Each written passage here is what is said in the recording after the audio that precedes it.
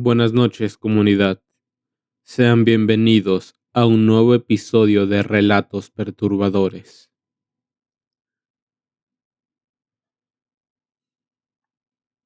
Lo que les voy a platicar me sucedió hace poco tiempo en un pueblo que se encuentra muy cercano a Guadalajara. Curiosamente conserva tradiciones y costumbres antiguas. Sucedió que a causa de mi trabajo como asistente de investigación, fue necesario salir de la ciudad para ingresar a un mundo lleno de leyendas. Mi primer encuentro con los pobladores de ese lugar fue en casa de Hermín. Ahí era el espacio en el que nos proveían de alimento durante el día. Solo íbamos los fines de semana, el sábado y el domingo. Nos quedamos a dormir en una casa que nos prestaba la cuñada de Hermín, y esa casa se encontraba en proceso de construcción, pero ya no estaba en obra negra y casi estaba terminada por completo, así que era muy cómodo estar en ella. El pueblo del que les hablo se encuentra en la ribera de Chapala. El lago se encuentra rodeado de pueblos que pertenecen unos a Jalisco y otros al estado de Michoacán. Cuando me dijeron que iba a trabajar en Chapala, me imaginé que era el lugar más conocido. Sin embargo, no fue así, y antes de llegar, el conductor tomó una desviación, la cual nos llevó al pueblo que les comento. Dicho poblado está constituido por pocas personas y sus casas se encuentran muy cerca del lago. La casa en la que nos instalamos se encuentra en una parte alta del cerro, así que desde ahí hay una vista magnífica que permite ver como luciérnagas las luces de todos los pueblos cercanos. Después de terminar nuestra jornada del día, la cual consistía en visitar a los pobladores para realizar encuestas, nos reunimos en la casa, y por la noche a mí me gustaba salir al balcón. Por lo regular era después de las 11 de la noche, porque la jornada durante el día era larga. Además, había que avanzar la mayor parte de encuestas posibles en 2 días. Esa noche me salí a apreciar el lago de Chapala. No supe hasta qué hora me quedé en ese lugar, cuando escuché a lo lejos unas campanadas de un templo. Fue bastante extraño a esas horas de la noche escuchar el sonido de la campana con un timbre fúnebre, como si la llamada a misa fuera por un difunto. Después de 15 minutos se volvieron a escuchar. Se escuchó la primera, la segunda y la tercera llamada para asistir a la misa, y yo pensé que formaba parte de la creencia del lugar.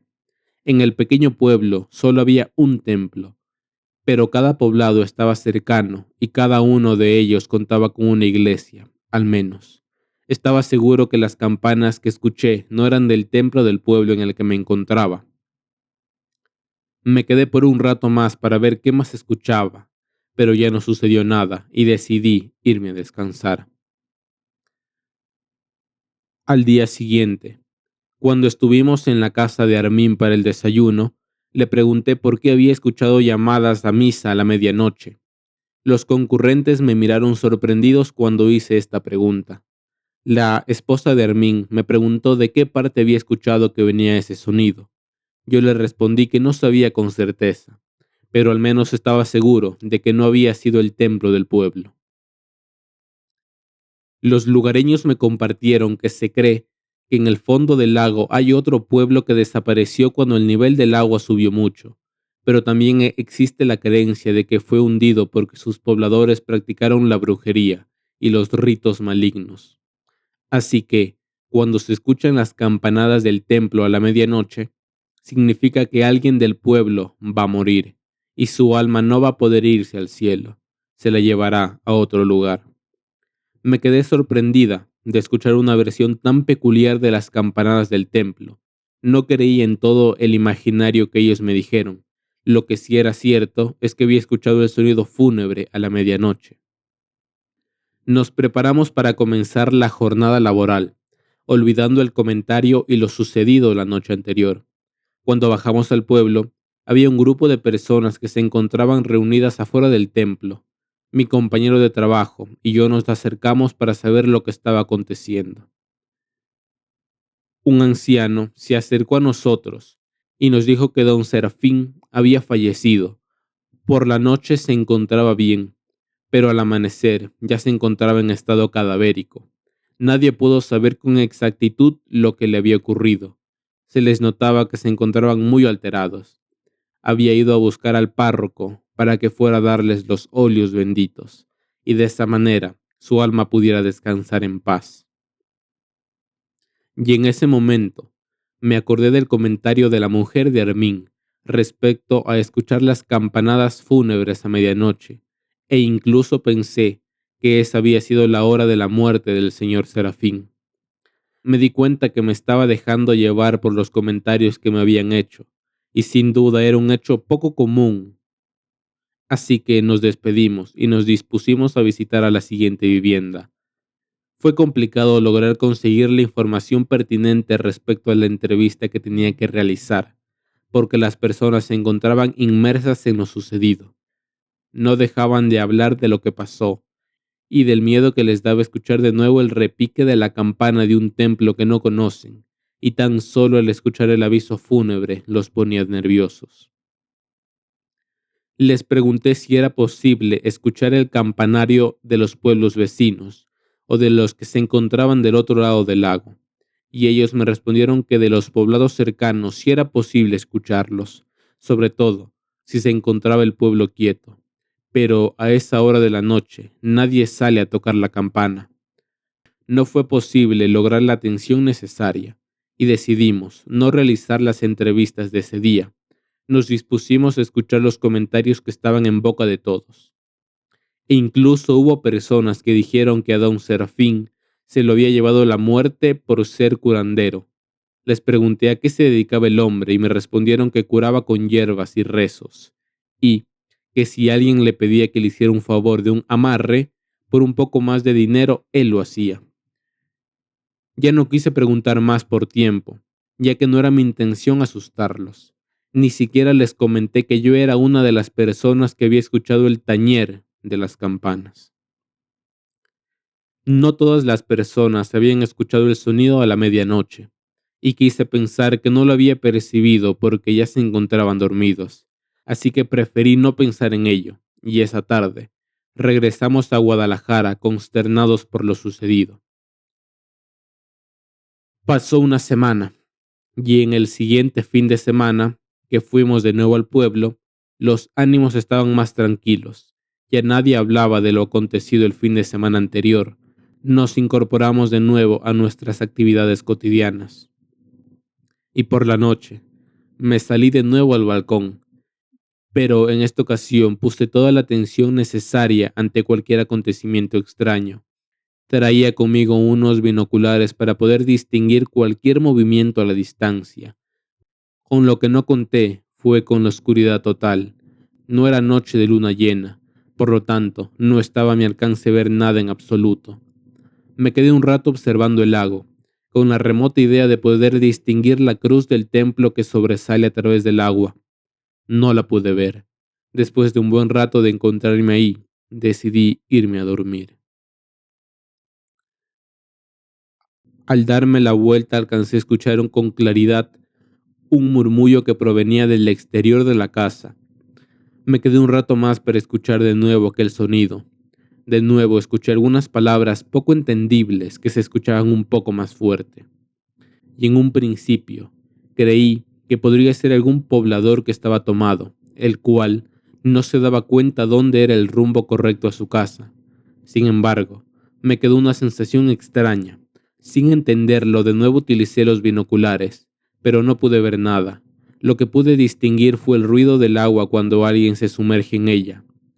Corrí a decirle a mis compañeros de trabajo que alguien estaba andando en el lago, que era peligroso si esa persona se encontraba en un estado de ebriedad. Podría ahogarse, y ellos me dijeron que era mejor permanecer al interior de la casa. No conocíamos cuáles eran las costumbres del lugar. Y además, para llegar hasta el lago era necesario bajar por un camino sumamente difícil, y era preferible esperar al día siguiente.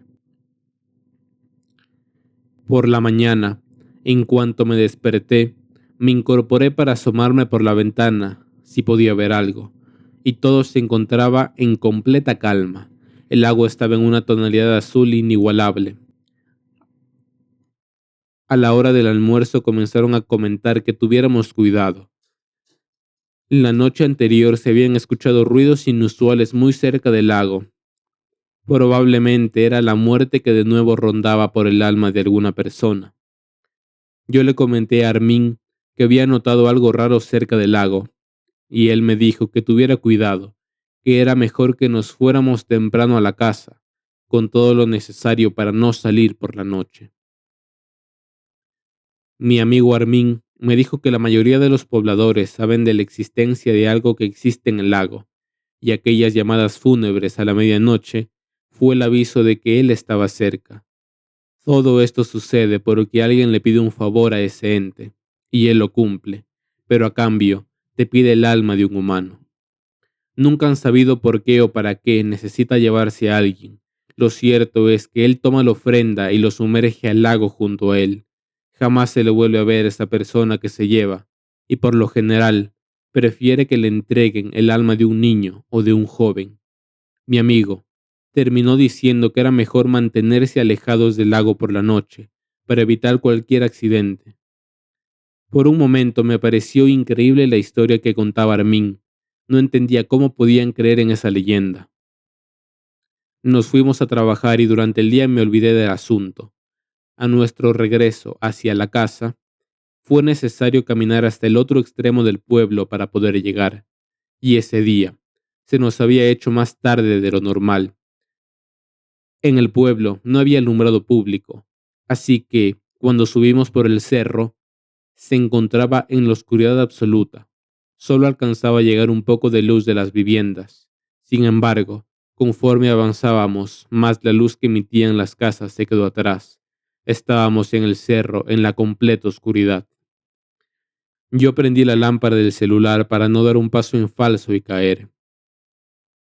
Y entre la vegetación, claramente escuché un ruido como si algún animal anduviera ahí. Le pregunté a mis compañeros si era posible que un animal silvestre estuviera escondido entre la maleza, y ellos me respondieron que sí.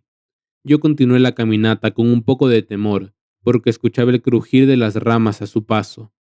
Parecía como si caminara hacia el mismo rumbo que nosotros. Luego de un tiempo, aceleré el paso porque sentía que en cualquier momento algo podría abalanzarse sobre mí. Cuando llegamos a la casa, abrí de inmediato la reja. Nos metimos con rapidez. Cerré el cancel con candado.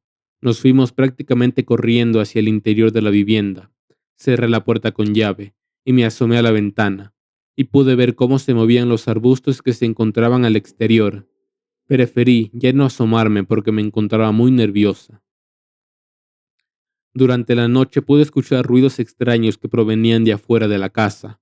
Había mucho viento, el cual hacía que el agua del lago se moviera con más fuerza. Se alcanzaba a distinguir a lo lejos el choque del agua contra la tierra. Sin embargo, el sueño poco a poco comenzó a vencerme. Dejé de escuchar esos sonidos, pero poco antes de que estuviera en un sueño profundo, oí de nuevo las campanas de un templo. De inmediato me incorporé para ver la hora, y en efecto, eran las 12 de la noche. Otra vez se escuchó el sonido del lago y profundo de las campanas. Después, silencio absoluto. Por lo que me habían dicho los pobladores, sabía que significaba la salida de alguien del agua. Me quedé durante un rato sentada sobre mi cama. Las ventanas que daban al exterior eran con cristales enormes, lo que me permitía ver al exterior sin necesidad de levantarme. Durante algunos minutos estuve atenta a cualquier indicio de que algo estuviera fuera de la casa, y en ese momento vi cómo una sombra se deslizaba cerca del ventanal. No se detuvo ante la ventana, y pasó tan rápido, pero alcancé a distinguir que se escurría por fuera. Y así, iban pasando los minutos. Me quedé sentada en la cama con las piernas recogidas. Solo estuve dormitando por momentos porque tenía miedo de que esa sombra que vi pasar se posara detrás del cristal. No sucedió, pero me fue imposible poder descansar. Ya por la mañana, Cuando acudimos a la casa que nos asiste, ya estaban los comentarios de alguien que no podían encontrar. Por lo que decía Armin, esta vez se trataba de Juan, hijo de don Manuel. Hasta lo que sabían, Juan se quedó con sus amigos hasta horas muy avanzadas de la noche. Decidieron acercarse al lago para beber un rato más, y uno de ellos dijo que él se retiró temprano y no pudo ver nada. En cambio, Jorge comentó que ya cuando Juan se encontraba en estado de ebriedad, comenzó a vociferar que no le tenía miedo a quien viviera en el lago, y él trató de convencerlo para retirarse del lugar, pero no lo consiguió. Finalmente se llevó a su amigo del lugar y lo dejó afuera de su casa. Así, cada quien se retiró a descansar. Los padres de Juan afirmaron que su hijo nunca llegó a la casa. Lo estuvieron esperando hasta muy tarde, sin lograr que él entrara por la puerta. Ya casi para amanecer fueron a buscarlo a casa de sus amigos, pero ellos le dijeron que no sabían nada, y juntos acudieron a buscar a los pescadores para que los ayudaran a encontrarlo. Quizás Juan se había regresado al lago después de que Jorge se retiró. Todos los pescadores cercanos dejaron sus actividades de pesca y comenzaron a buscarlo.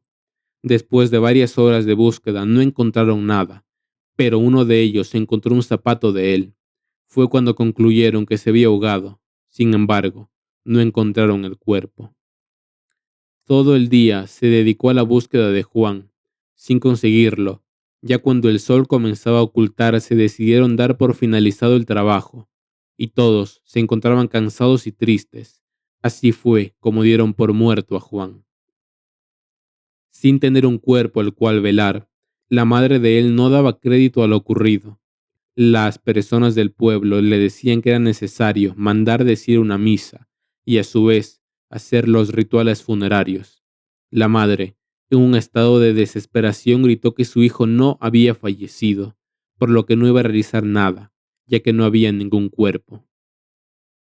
Después de que vi todo lo acontecido, tuve el impulso de decirles lo que había visto y escuchado, pero no lo hice.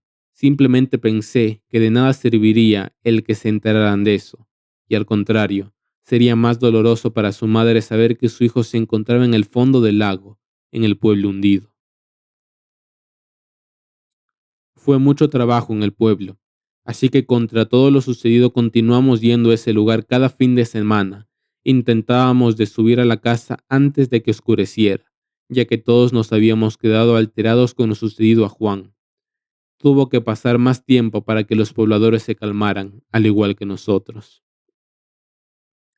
Después de la desaparición de Juan, porque yo realmente no estaba segura si Juan había fallecido, de cierta manera coincidía con su madre, ya que al no haber cuerpo no se puede dar por hecho de que lo estuviera, y de cierta manera conservaba la esperanza de que en algún momento él apareciera, pero eso no sucedió, al menos el tiempo que estuve yendo a ese lugar.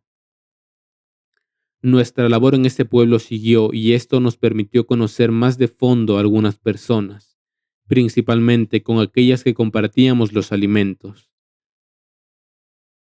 Durante la comida, durante la comida era un rato de charla después de comer. En ese momento era cuando podíamos preguntarles acerca de las costumbres y tradiciones de su pueblo, porque durante las encuestas fue más bien para obtener información relevante para la propia investigación. Y en una ocasión, en que nos quedamos platicando con Armin y su esposa, fue posible abordar lo del pueblo hundido. Mi amigo Armin nos platicó que se cree que hace mucho tiempo el lago de Chapala se encontraba más retirado de la tierra, mantenía una distancia considerable a la que actualmente tiene. Por eso, había un pueblo que se encontraba más hacia adentro del lago. Pero en una época hubo una temporada de lluvia muy intensa. Según lo que decían, durante muchos días estuvo lloviendo a cántaros, lo que hizo que el lago creciera mucho más de lo normal. A tal cantidad llovió que se quedó inundado el pueblo anterior al de ellos. Según Armin, nos decía que en temporada de sequía, el nivel del lago baja tanto que se puede alcanzar a ver la cruz de un templo que sobresale, pero esas ocasiones son muy pocas, porque es necesario que disminuya mucho el agua para que sea posible verla. En realidad, no se sabe qué sucedió con las personas que habitaban el pueblo, ya que eso ocurrió hace muchos años. A él se lo contaron sus abuelos, y a ellos también sus ancestros. Lo que se cree es que todo el poblado completo quedó sepultado debajo de esas aguas. Y otra cosa más que nos dijo, fue por la creencia de que sus habitantes hicieron un pacto maligno con un ser que habitaba dentro del agua, y pocos son los que lo habían visto. Sobre todo los pescadores dicen que hay veces que en la madrugada se ve cuando un remolino de agua se dirige hacia ellos. En ocasiones se detiene y desaparece, en otras simplemente pasa de largo sin hacerles nada. Lo que sí cuentan es que se les puede pedir un favor, y él lo hace a cambio de un alma.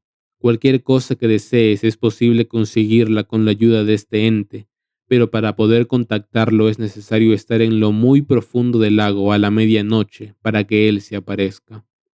Y hubo una vez en que un lugareño se desesperó por los escasos peces que conseguía.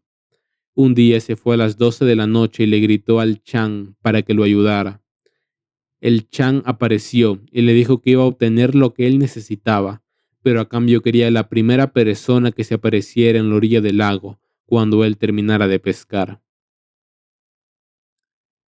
El pescador pensó por un momento, y en eso recordó que todos los días que iba a la laguna a pescar, su perro es el que va a su encuentro. Con aquella alegría de ver de nuevo a su amo, entonces el pescador aceptó el trato y esa noche logró pescar más de lo que podía imaginar. Se sentía contento y agradecido. Cuando iba de regreso hacia tierra firme, recordó el trato que había hecho con él. Su sorpresa fue muy grande cuando vio a la orilla del agua a su hijo el mayor. Con señas desde la lancha le decía que se retirara de ahí. Le movía con desesperación los brazos sin lograr conseguir que su hijo se fuera de la orilla. Cuando se acercó a la orilla del lago, le preguntó a su hijo qué rayos estaba haciendo ahí, si nunca le interesado pescar. Su hijo le respondió que su madre se sentía muy mal, por eso fue a ayudarlo para que regresara más pronto. Cuando estaba hablando con su hijo, con mucho temor, le dijo lo sucedido y lo mandó muy lejos con otro familiar. Durante el tiempo en que su hijo estuvo fuera no le sucedió nada, y pasaron varios años hasta que el pescador tuvo confianza y le permitió regresar a su hijo. La primera vez que llegó, él quería irse a bañar al lago, a lo cual su padre le dijo que eso era lo único que le iba a prohibir. Era mejor tener precauciones. Por la noche, cuando estaba el hijo del pescador bebiendo alcohol a la orilla del lago, a todos se les ocurrió meterse a nadar, y el muchacho no dudó en hacerlo. Y a lo lejos, se empezaron a escuchar las campanas de un templo. El joven ya no salió del lago. Nunca se encontró su cuerpo. Después de que Armin me contó esta historia fue cuando pensé que quizás a Juan le había pasado lo mismo, pero de pronto caí en cuenta de que ya me estaba dejando llevar por todas las creencias de esa población. Terminamos nuestro trabajo en ese pueblo y nos fuimos del lugar, sin saber si lo ocurrido había sido un accidente o la probable existencia del Chan.